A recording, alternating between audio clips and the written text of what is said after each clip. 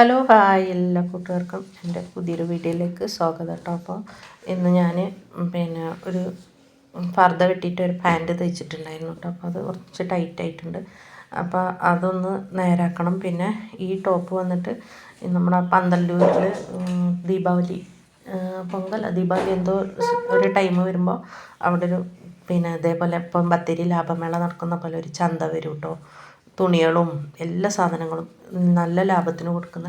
അപ്പോൾ മോളൊക്കെ അവിടെ പോയപ്പോൾ എടുത്തിട്ട് വന്നിരുന്നു കുറച്ച് ടോപ്പുകളൊക്കെ കേട്ടോ. അപ്പോൾ കുറച്ച് വലിയൊരു ടോപ്പ് ഉണ്ടായിരുന്നപ്പോൾ ഉമ്മച്ചി നിർത്തുമെന്ന് പറഞ്ഞിട്ട് എനിക്ക് തന്നതാണ് കേട്ടോ. അപ്പോൾ ഞാനതൊക്കെ ഒന്ന് ടൈറ്റൊക്കെ പിടിച്ച് നോക്കാം എന്ന് പറഞ്ഞിട്ട് എടുത്തതാണ്. അപ്പോൾ അതിൻ്റെ കൈ കുറച്ച് കമ്മിയാണ്. അപ്പോൾ കൈ കമ്മിയുള്ളത് ഇവിടെ ഇടാനായിക്കൂല കേട്ടോ. ചുരിദാർ തന്നെ ഇടുന്നതിന് വലിയ ഇല്ലാത്തതാണ്. അപ്പോൾ ചുരിദാർ ഇടുകയാണെങ്കിൽ കൈ വേണമെന്ന് പറഞ്ഞിട്ട് അപ്പോൾ ഇതിന് ഇത്തിരി കൈ കമ്മിയാണ്. അപ്പോൾ ഈ പീസ് അയച്ചിട്ട് വേണം അത് നേരാക്കാനായിട്ട്. അപ്പോൾ ഇന്ന് ഇത്രയേ ഉള്ളൂ ചെയ്യുന്നത്. അപ്പോൾ ഇനി വൈകുന്നേരത്തേക്കുള്ള പണിയെടുക്കാനായിട്ടോ.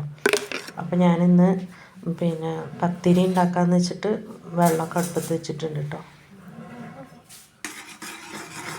അപ്പോൾ അടുപ്പത്ത് ചട്ടി വെക്കുമ്പോൾ ഞാൻ അധികവും ഈ ചട്ടിയിട്ടാണ് കേട്ടോ കറികളും കാര്യങ്ങളൊക്കെ ഉണ്ടാക്കുക. എന്താണെന്ന് വെച്ചാൽ ഇത് നല്ല ഇറങ്ങിയിരിക്കും. അപ്പോൾ കരി മേലക്കൊന്നും ആവില്ല. തേച്ചെഴുതാനൊക്കെ എളുപ്പത്തിന് ഞാൻ ഇതന്നെ ഇട്ട് വെക്കുക. അപ്പോൾ മാവ് വാട്ടി കഴിഞ്ഞിട്ട് വേണം മുട്ടക്കറി ഉണ്ടാക്കാനായിട്ട്. അപ്പോൾ മാവൊക്കെ വാട്ടിയെടുത്ത് അത് ഒഴിവാക്കി വേറെ പാത്രത്തേക്ക് എടുത്തിട്ട് വേണം കേട്ടോ മുട്ടക്കറി ഉണ്ടാക്കാൻ. അപ്പോൾ എന്നും കടികളും ചോറൊക്കെ വെച്ചാൽ കുറച്ച് ബാലൻസ് വരും കേട്ടോ. അപ്പം ഇന്ന് മാവ് ഞാൻ കുറച്ച് കമ്മിയാക്കിയിട്ടാണ് ഇട്ടിട്ടുള്ളത്. അപ്പം ഇന്ന് എന്തായാലും ഇനി ആർക്കും തികയാതാവും കേട്ടോ. അപ്പം മുട്ട വെള്ളം തിളച്ചതുണ്ട്. അപ്പോൾ അത് വെച്ചിട്ട് അങ്ങനെ മുട്ട വേവിക്കാൻ നിൽക്കണം. അപ്പോൾ അതിലേക്ക് കുറച്ച് ഉപ്പും കൂടെ ഇട്ട് കൊടുത്തിട്ടുണ്ടെങ്കിൽ നമുക്ക് അതിൻ്റെ തോടൊക്കെ പെട്ടെന്ന് ഇളകി കിട്ടും കേട്ടോ.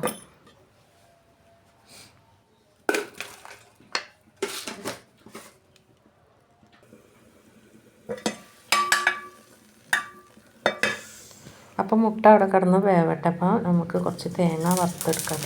ആദ്യം കുറച്ച് വലിയ ജീരകം ഇട്ട് കൊടുത്തിട്ട് തേങ്ങയും ചെറിയ കഷ്ണം പട്ടയും ഗ്രാമ്പും കൂടെ ഇട്ട് ചെറിയ ഉള്ളി ഇട്ടിട്ട് നല്ലൊന്ന് വറുത്തെടുക്കണം കേട്ടോ.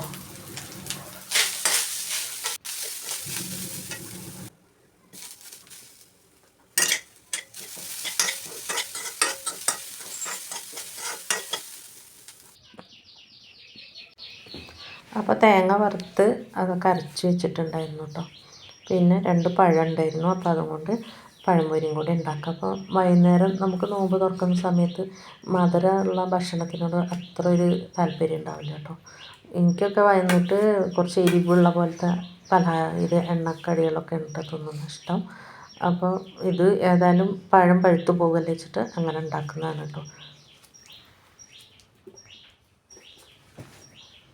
ആദ്യമൊക്കെ 3 മണിക്കൊക്കെ പണി തുടങ്ങിയാൽ തന്നെ 5-5:30 ആകുമ്പോഴേക്കും തന്നെ എല്ലാ പണികളും തീരുമായിരുന്നു കേട്ടോ. എന്നിട്ടിങ്ങനെ ബാങ്ക് കൊടുക്കണ വരെ ഒക്കെ എന്താ വെച്ചാൽ പലിശക്കുള്ള ചോറ് കറി ഇതെല്ലാം സ്പീഡിൽ ചെയ്യുമായിരുന്നു കേട്ടോ. അപ്പോൾ 3 മണിക്ക് തുടങ്ങിയാൽ 6 മണി 6:30 വരെ പണിയാണ്. അതുകൊണ്ട് ഇതിൻ്റെ ബാങ്ക് കൊടുക്കണത് നോക്കിയിട്ടുള്ള ടൈമും കാര്യങ്ങളൊന്നും ഇല്ല കേട്ടോ.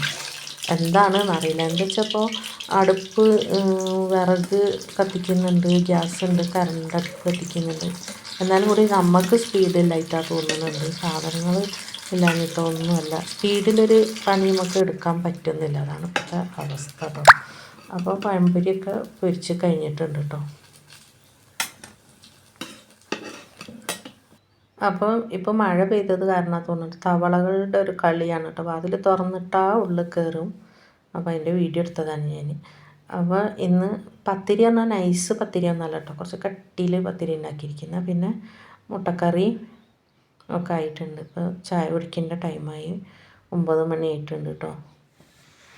അപ്പോൾ ചായയൊക്കെ കുടിച്ച് ഇനി രാത്രിക്ക് അപ്പോൾ പുലർച്ചയ്ക്ക് എണീറ്റിട്ടാണ് ഞാൻ ഈ വഴുതനങ്ങ പൊരിക്കുന്നുണ്ട്. അപ്പോൾ മീൻ പൊരിക്കുന്ന പോലെ നല്ല ടേസ്റ്റാണ് കേട്ടോ. അപ്പോൾ ഇതിൻ്റെ വലിയ വഴുതനങ്ങ ഒന്ന് വീട്ടിൽ നിന്ന് കൊണ്ടുവന്നിട്ടുണ്ടായിരുന്നു. അപ്പോൾ മോളുണ്ടാകുമ്പോൾ ഞങ്ങൾ നല്ല മസാലയൊക്കെ തേച്ച് പൊരിച്ചിട്ട് മീൻ കൂട്ടുന്ന പോലെ തന്നെ നല്ല ടേസ്റ്റാണ്. കുറച്ച് കട്ടിക്ക് പൊരിക്കണം കേട്ടോ, അപ്പോഴുള്ളതിൻ്റെ ടേസ്റ്റ് ഇട്ട്. ഞാൻ ആദ്യമൊക്കെ കനം കുറച്ച് പൊരിക്കും. അപ്പോൾ അത് അത്ര കനം കുറഞ്ഞ് മൊരിഞ്ഞ് പോയിട്ട് വലിയൊരു ഇതുണ്ടാവില്ല.